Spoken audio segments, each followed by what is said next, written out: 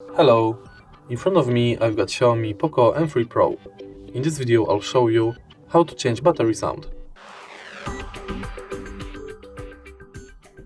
In the beginning enter Play Store and search for battery sound notification app, download it and then open it. Now tap the plus in the right corner and select mode between connected, disconnected, full battery and low battery. Select sound source between audio file, ringtone and text-to-speech.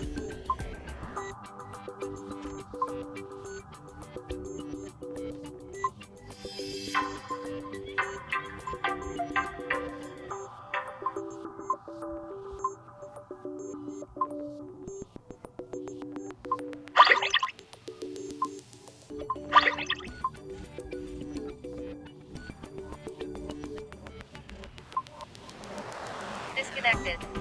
Name your function, give it description, and press this button to save. Now you've got your new battery sound. If you find this video helpful, please leave a like, comment and subscribe.